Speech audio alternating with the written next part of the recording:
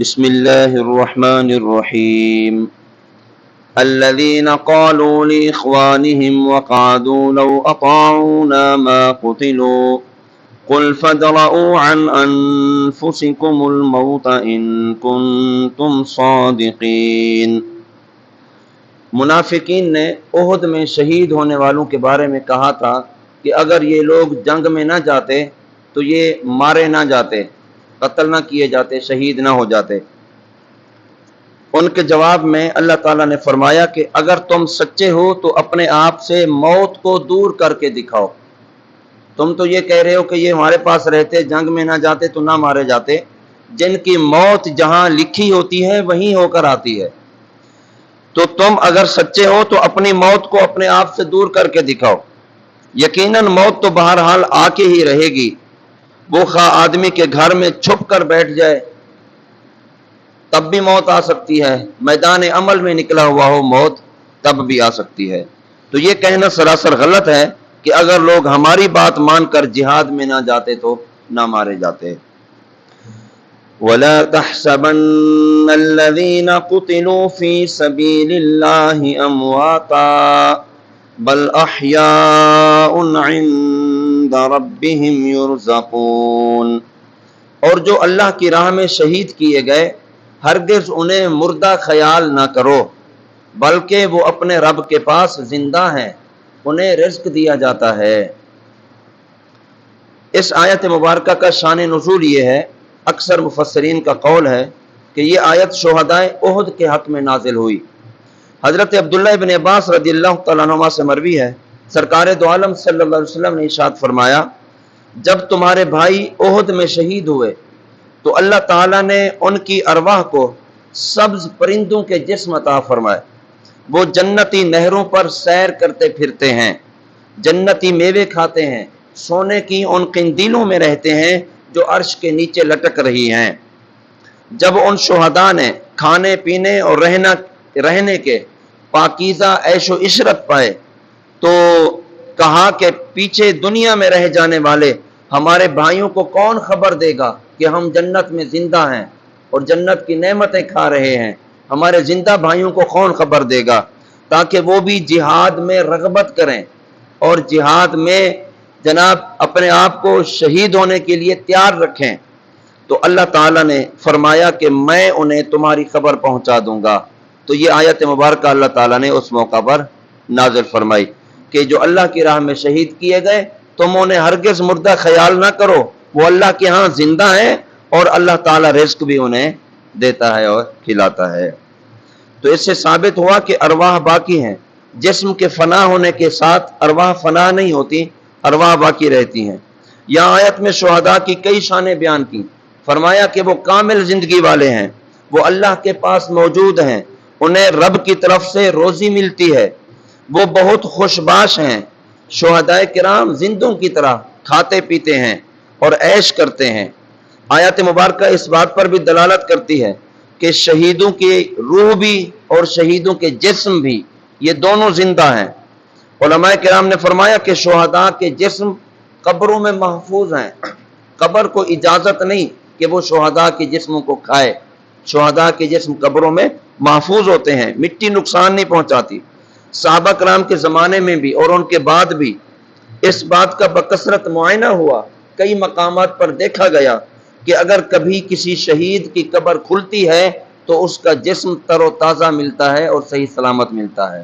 کئی مشاہدات اس پر ہو چکے ہیں۔ تو یہ اللہ کا وعدہ ہے کہ شہید کے جسم کو بھی اللہ تعالیٰ قبر میں محفوظ رکھتا ہے اور ان کی روحیں بھی جنت میں سیر بھی کرتی ہیں، اللہ تعالیٰ رزق بھی انہیں عطا فرماتا ہے۔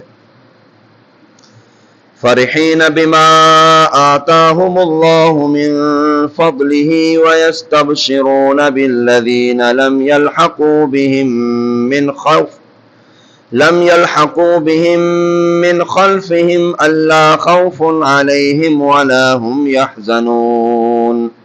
شہداء کرام کے بارے میں فرمایا جا رہا ہے کہ وہ اللہ تعالیٰ کے فضل و کرم، انعام و احسان، اعزاز و اکرام اور موت کے بعد اعلیٰ قسم کی زندگی دیے جانے پر خوش ہیں۔ شہداء اعلیٰ زندگی ملنے پر خوش ہیں۔ اس پر بھی خوش ہیں کہ اللہ تعالیٰ نے انہیں اپنا مقرب بندہ بنایا، قرب خاص عطا فرمایا، جنت کا رزق اور اس کی نعمتیں عطا فرمائی، جنت کی منزلیں حاصل کرنے کے لیے شہادت کی توفیق عطا فرمائی۔ وہ اس بات پر بھی خوشی منا رہے ہیں کہ ان کے بعد دنیا میں رہ جانے والے ان کے مسلمان بھائی دنیا میں ایمان کی سلامتی کے ساتھ رہیں، تقوی و طہارت کے ساتھ رہیں، اور جب وہ بھی شہید ہو کر ان کے ساتھ ملیں گے تو وہ بھی ان کرم نوازیوں کو اپنے پاس پائیں گے، اور قیامت کے دن امن اور چین کے ساتھ اللہ کے حضور اٹھائے جائیں گے۔ تو شہداء، مرتبہ شہادت بہت بڑا مقام ہے، اور دنیا میں بھی راحت و سکون پاتا ہے، لیکن جنت میں اسے راحت و سکون اور اللہ کا انعام و اکرام بے حد ملتا ہے اور نصیب ہوتا ہے۔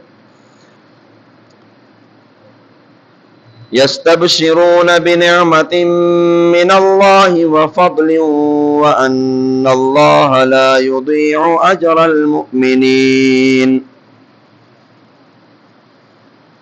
شہداء اللہ کے فضل اور اس کی نعمت پر خوشیاں مناتے ہیں، اور ان کے ہر زخم کے بدلے اللہ تعالیٰ کی رحمت کی بارشیں ان پر نازل ہوتی ہیں۔ شہداء کے بارے میں کچھ فضائل ہیں، احادیث مبارکہ میں بیان ہوئے۔ حضرت ابو ہریرہ رضی اللہ تعالیٰ عنہ سے روایت ہے، نبی علیہ الصلوۃ والسلام نے ارشاد فرمایا، جس کسی کے راہ خدا میں زخم لگا تو وہ قیامت کے دن ویسا ہی آئے گا جیسا زخم لگنے کے وقت تھا، اس کے خون میں خوشبو مشک کی ہوگی اور اس کا رنگ خون کا ہوگا۔ اور حضرت ابو ہریرہ فرماتے ہیں، حضور صلی اللہ علیہ وسلم نے ارشاد فرمایا، شہید کو قتل سے تکلیف نہیں ہوتی مگر ایسی تکلیف ہوتی ہے جیسے کوئی ایک خراش جسم پہ لگتی ہے۔ ایک خراش لگنے کی جتنی تکلیف ہوتی ہے، شہید کو بھی صرف اتنی تکلیف ہوتی ہے اور کوئی تکلیف نہیں پہنچتی۔ اور فرمایا کہ شہید کے تمام گناہ معاف کر دیے جاتے ہیں سوائے قرض کے، اگر کوئی قرض اس کے اوپر ہوتا ہے تو وہ معاف نہیں ہوتا، اس کے علاوہ باقی تمام گناہ اللہ تعالیٰ معاف فرما دیتا ہے۔ اور حضرت انس بن مالک فرماتے ہیں، حضور صلی اللہ علیہ وسلم نے ارشاد فرمایا، جنت میں جانے کے بعد شہید یہ تمنا کرے گا کہ مجھے دوبارہ دنیا میں بھیج دیا جائے اور دوبارہ میں مرتبہ شہادت حاصل کروں، یہاں تک کہ 10 بار اللہ کے راستے میں قتل کیا جاؤں۔